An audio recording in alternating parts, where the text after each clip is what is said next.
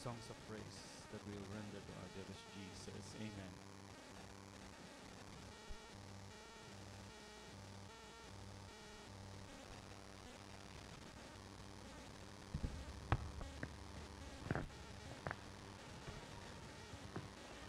Praise the Lord po. Ang pinakamataas na pagpupuri, paglulahati, pagdakila. Dahil sa ating pinakamamahal na Panginoon Jesus. Hallelujah. Ako po yung nagbibigay po ng dobling paggalang sa ating minamahal at ginagalang na mahal na pastor. At pag-alala po sa mga turut aral po ng ating beloved assistant pastor. Pagbati rin po ng isang magandang hapon po sa mga beloved elementary children, beloved Minister Paul, beloved Teen, beloved Paul, beloved Cyrene. Hallelujah. Ako po'y bumabati rin po sa lahat ng isa pong happy 40th Blessed Church Anniversary po sa dako pong ito ng Candelaria, Quezon. Hallelujah. Hallelujah. Tunay po na napakadakila ng ating mahal na Panginoon. Hallelujah. Muli po kaming ibinalik ng mahal na Panginoon sa lugar pong ito. Bali, year 2015 po, nung isa po kami sa kinahabagan na ma-assign po sa lugar po na ito na hindi pa po ganito kaganda yung ating chapel noong mga panahon po noon. Ngayon po, tunay po na pinagpalang lubusan ng mahal na Panginoon. Hallelujah. Napakabuti ng ating mahal na Panginoon.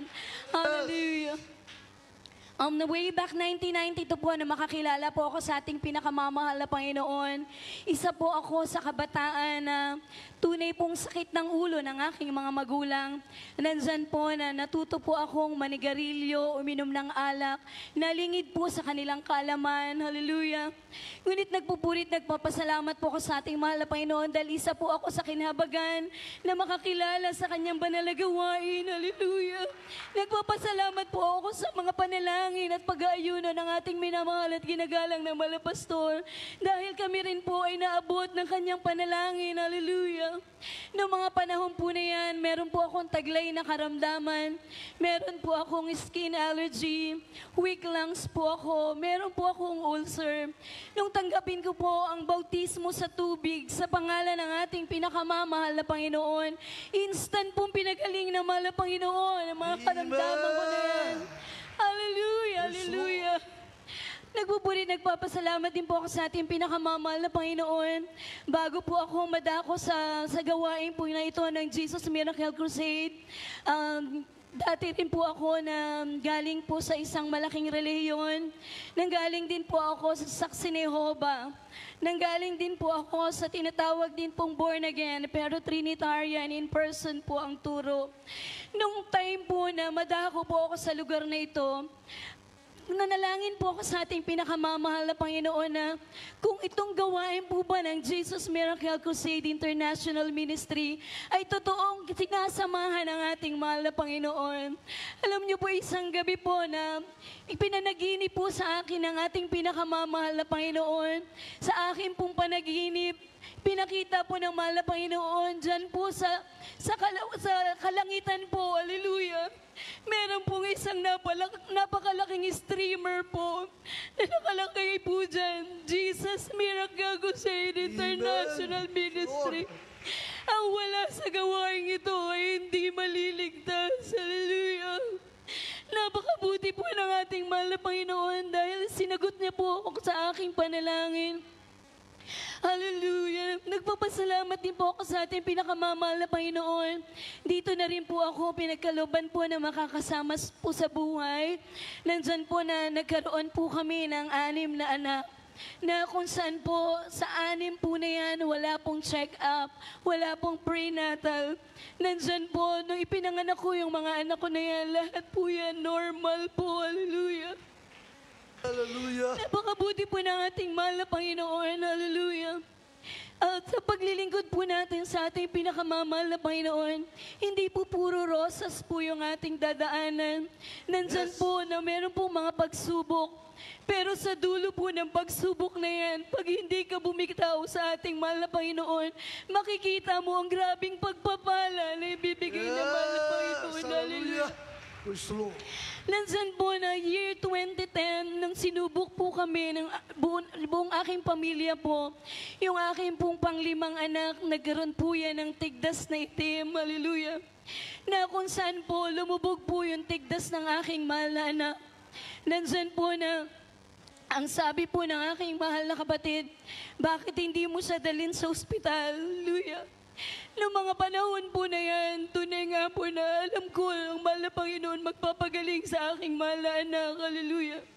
Yung aking pong mahal na kapatid na yan, hindi po siya mananampalataya. Talagang pinipilit niya po na dalhin sa ospital yung aking mahal na anak.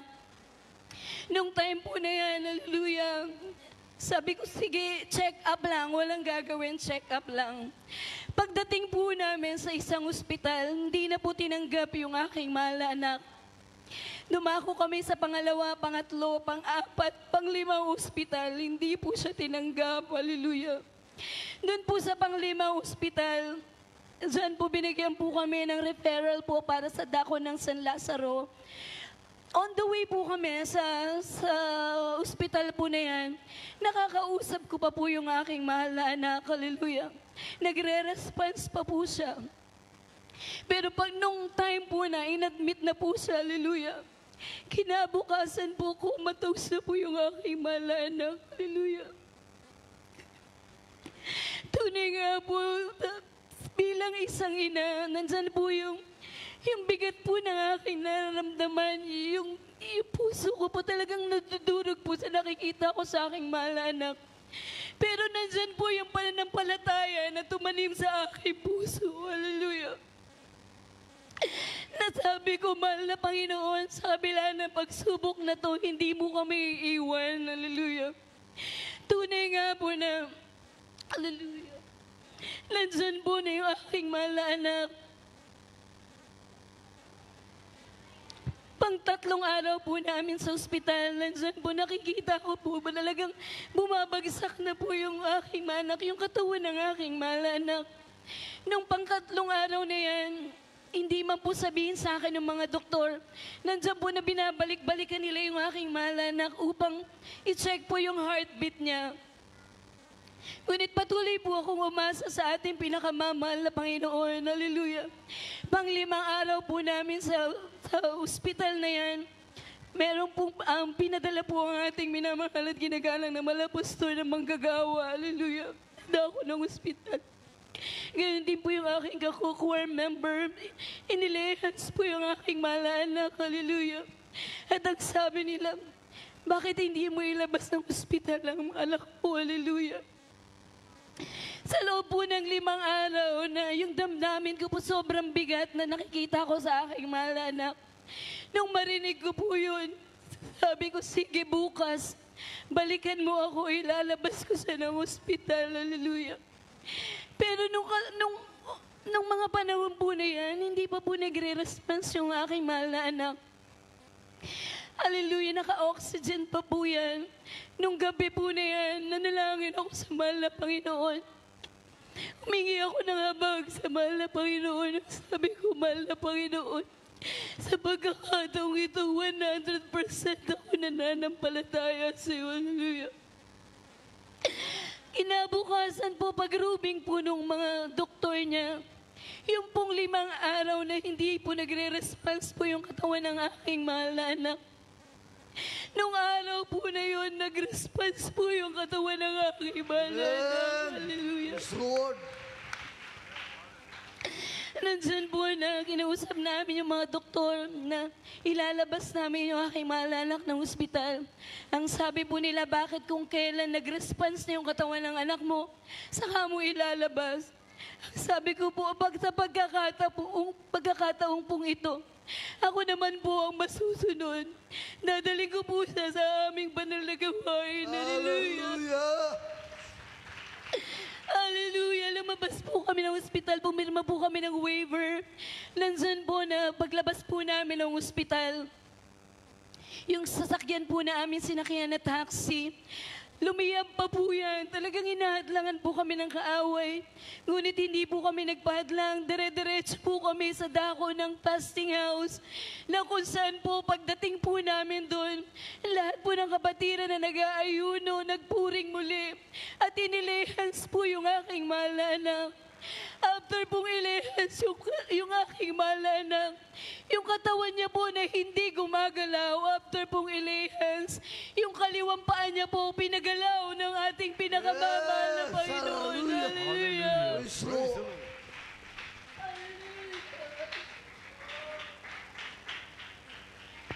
Patuloy po kaming umasa sa ating mahal na Panginoon. Hallelujah. For almost 2 months po, nag-stay po kami sa fasting house. Walang gamot, walang doktor. Ang tanging ginagawa po namin, mag-ayuno, magpuri sa ating mahal na Panginoon. Yes, Hallelujah. hallelujah. Isang araw po, nag-celebrate po tayo ng birthday ng ating minamahal at ginagalang ng mahal na pastor. After po ng banal na gawain, nandyan po na ipinalehas po namin yung aking mahal na anak sa ating minamahal at ginagalang ng mahal na pastor. After po siyang ilehas ng ating mahal na pastor, yung kaliwang paa niya po, down po sa lahat ng buo niyang katawan, pinagalaw na po yan ng ating pinakamamahal na Panginoon. Hallelujah. Praise Lord. Tunay po ng ating Diyos na pinaglilingkuran na Diyos na buhay. Hallelujah. Yes, hallelujah. Tunay po ang panalangin ng ating minamahal at ginagalang ng mga pastor. Yung aking pong mahal na anak na yan, nung nagkasakit po siya, 7 years old lang po siya nung panahon na yun. Ngayon po, 21 years old na po ang aking mahal na anak. Hallelujah. Hallelujah. Praise Lord. Amen. Napakabuti po ng ating mahal na Panginoon. Hallelujah.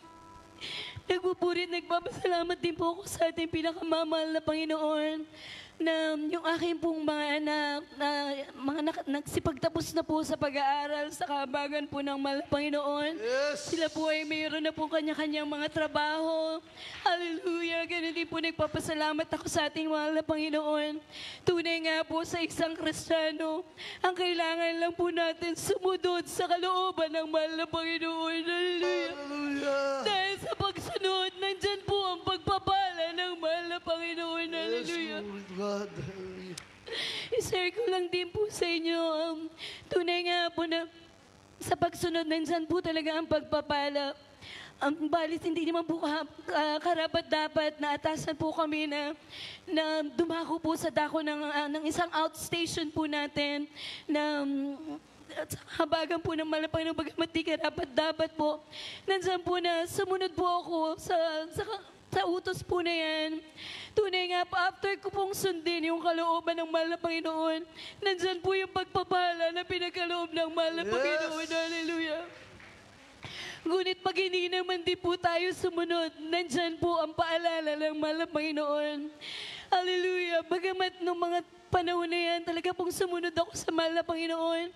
Pero nung kalaunan po, yung sarili ko na po yung sinunod ko kasi talaga po na nagpaalam po ako na hindi ko na po kaya.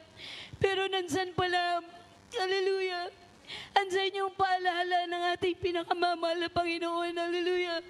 Nandyan po na bagamat sinubo kami ng mahal na Panginoon, ngunit hindi naman kami iniwan ng mahal na Panginoon. Hallelujah. Yes, hallelujah. Nandyan po na naranasan namin for almost 2 years po na yung aking pong beloved husband, wala po siyang trabaho. Gayon din po ako, yung aking pong mga negosyo po, nandyan po na talagang nag-zero po siya. Hallelujah. Pero hindi po namin tiningnan niya ang pagsubok na yan. Tiningnan po namin mag-asawa. After ng pagsubok, anong pagpapala ang ibibigay ng mahal na Panginoon? Hallelujah. Tunay nga po na napakabuting ng mahal na Panginoon.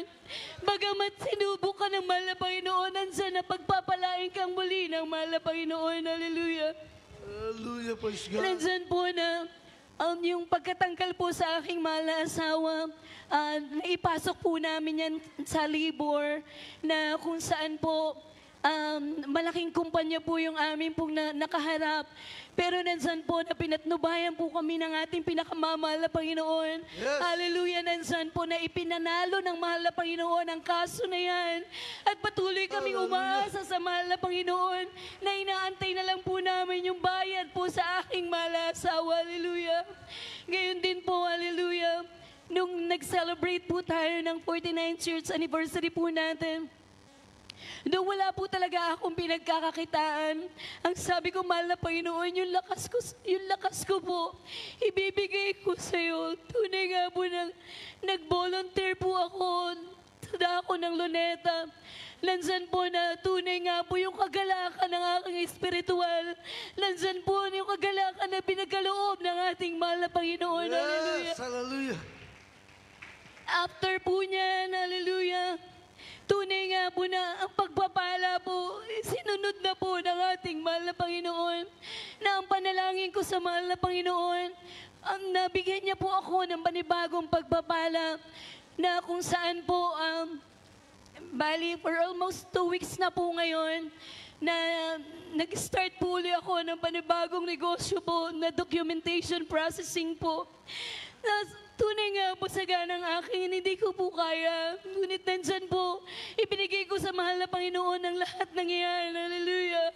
Nandyan po na nagtapat ako sa ating mahal na Panginoon. Hallelujah. Nandyan po, may iba-ibang client na po yung hawak ko ngayon. At Hallelujah. Purihin ka. At yung isang kliyente ko po ngayon, hallelujah, through online lang po, nagtiwala po siya sa akin. Yung hawak niya po, yung property niya po, pinagkatiwala niya po sa akin na lakarin ko po yun for titling. Tunay nga po na nandyan yung pagpapala ng mahal na Panginoon. Alam niyo po, napakabuti ng mahal na Panginoon. Sabi ko sa mahal na Panginoon, mahal na Panginoon, bigyan mo lang po ako ng kliyente, 1, 2, 5. Tunay po na papupurihan kita. Hallelujah. At alam niyo, napakabuti ng mahal na Panginoon. Sa isang kliyente ko pa lang po, after ko pong matapos yung titling ng lupa niya na 2.7 hectares, yung lahat po ng nasa loob ng 2.7 hectares po na yun, 460 lahat. Lahat po yun ibinigay po sa akin para i-handle ko. Hallelujah. Praise God. Napakabuti ng ating mahal na Yes, Panginoon. Lord. Hallelujah. Hindi lang po yun. Nandyan po na naglalakad din po ako ng mga Meralco po, tubig, ganyan po. May isang kliyente po rin ako ngayon na through online lang din po yun. Yung pong isang community po nila na kung saan meron po silang 200 na family po. Lahat po yan ibinigay po sa akin. Hallelujah. Napakabuti po ng ating mahal na Panginoon. Hallelujah. Kaya sino pong hindi maglilingkod sa mahal na Panginoon. Hallelujah. Alalahanin ko lang po for last 2 years po. Yung grabe pagsubok po sa aming mag-asawa. Nandyan po na dumadalo po kami sa mga krusada. Wala po kaming financial po na hawak. Basta meron lang po kami panggasolina sa motor niya. Tatakbo po kami sa mga krusada. Hallelujah. Nandyan po yung aking pong sapatos. Butas na po yan pero hindi ko tinitingnan yan. Tinitingnan ko kung ano yung himala na muling ipapakita ng mahal na Panginoon sa krusada na aming dadaluhan. Hallelujah. Tunay po na hindi po kami binigo ng ating mahal na Panginoon. Yes. Sabi nga po na sa pagsunod ang pagpapala. Hallelujah. Kaya napakabuti po ng mahal na Panginoon. Hallelujah. Kaya ang lahat ng pagbuburi, pagluwalhati, pagdakila, tanging sa ilang mahal na Panginoon. Hallelujah. Amen. Praise the Lord. Purihin natin pinakamalapang Panginoon. God bless po sa ating mahal na kapatid sa pinagpa